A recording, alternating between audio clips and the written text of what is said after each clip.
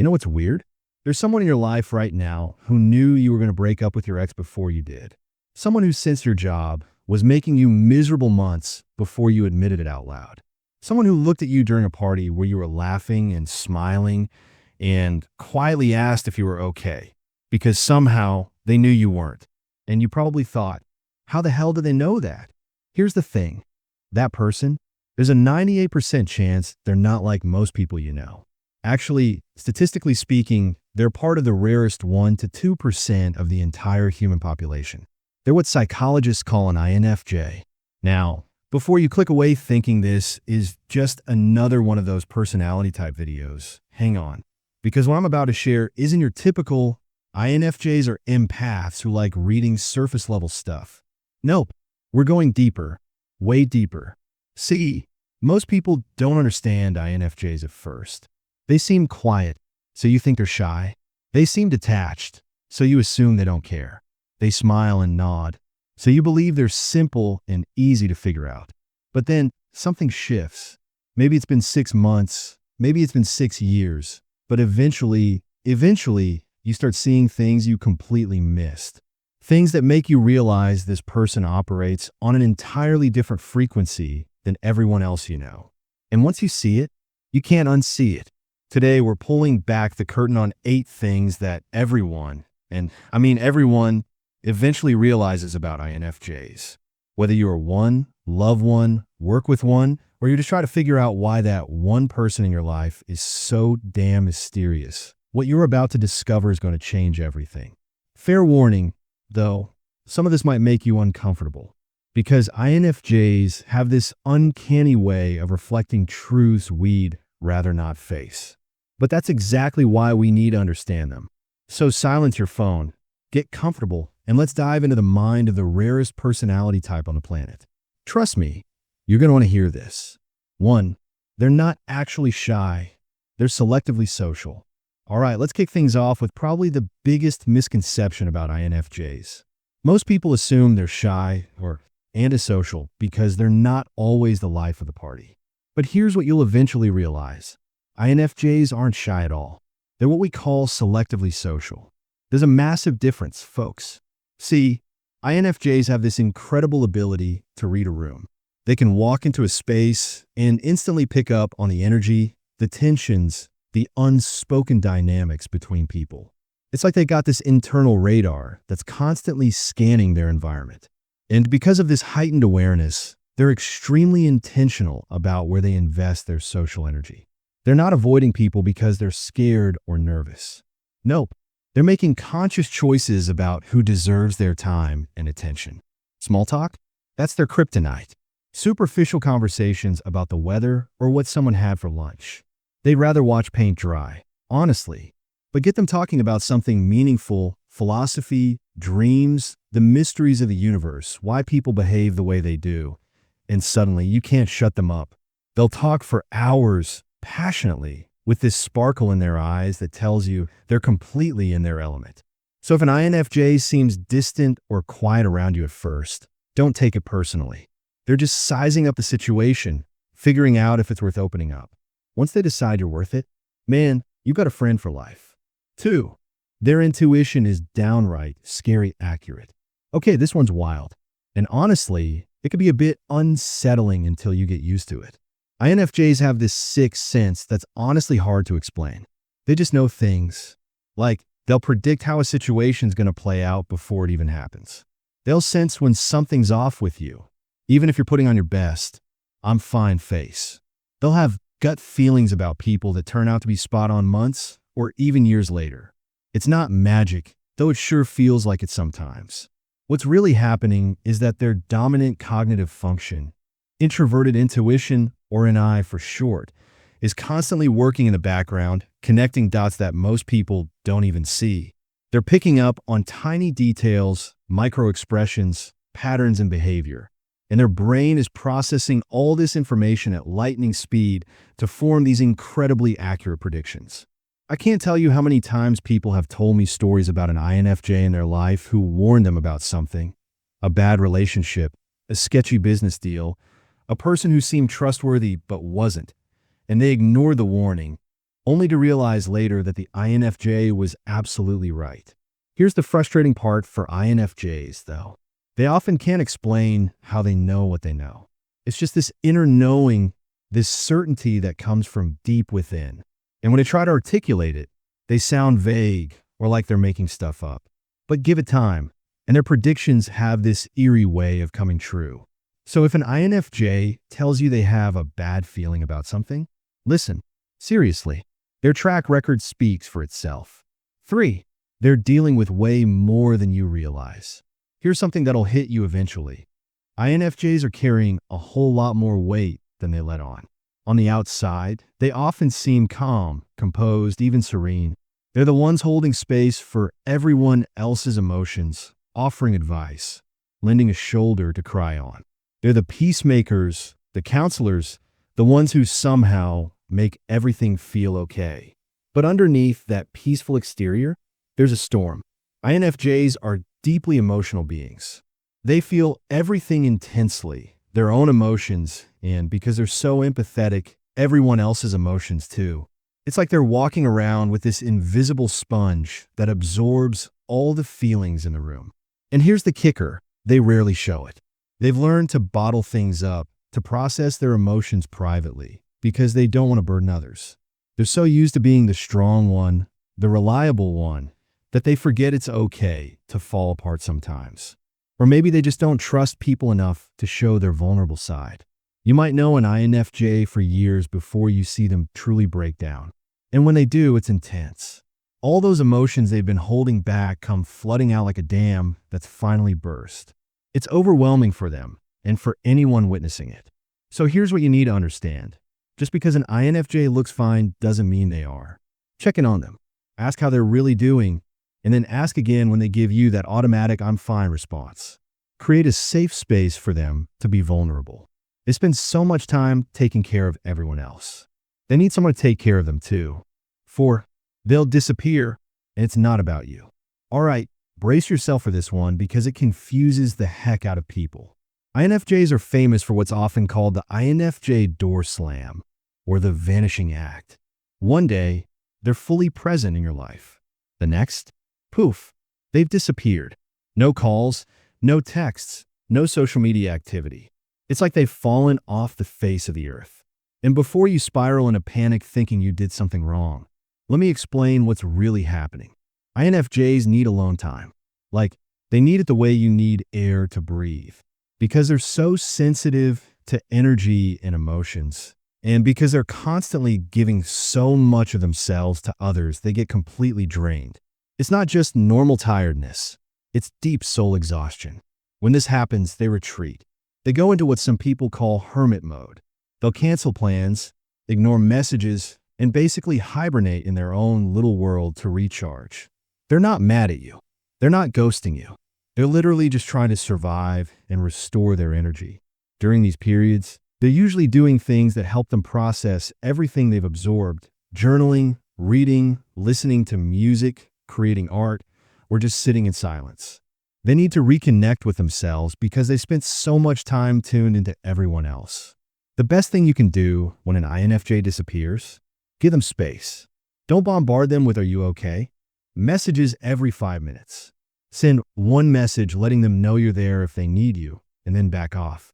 They'll resurface when they're ready, and they'll appreciate that you respected their need for solitude. 5.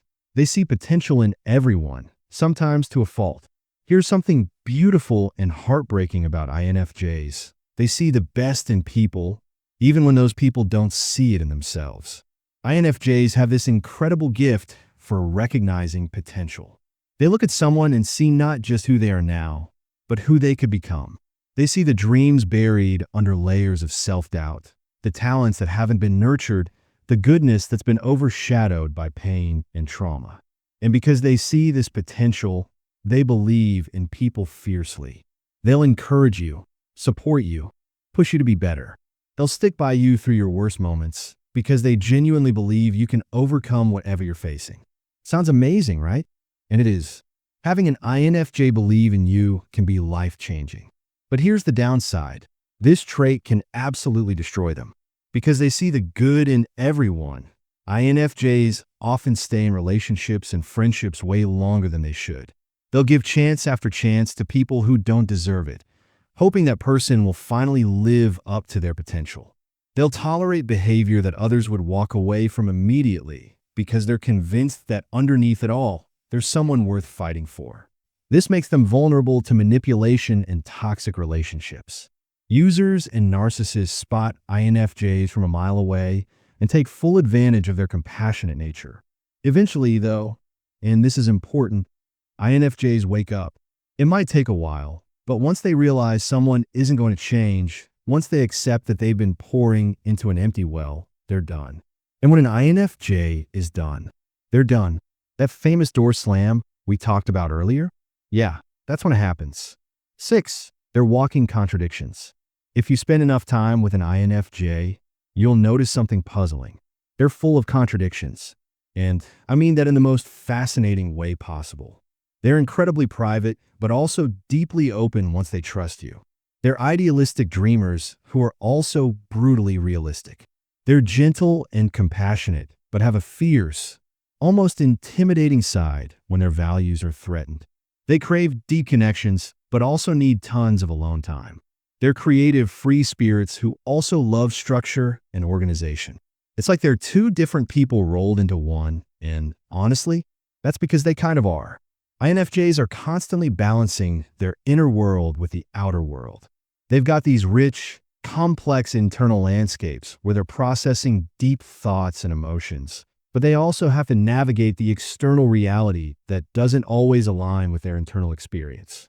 They're also constantly code switching, adapting to different situations and people. At work, they might be the professional, put-together colleague. With close friends, they're silly and unfiltered.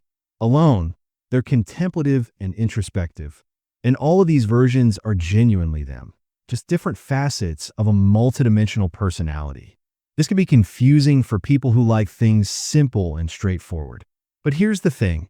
INFJs aren't trying to be difficult or mysterious. They're just naturally complex beings who contain multitudes. The sooner you accept that you won't be able to put them in a neat little box, the better.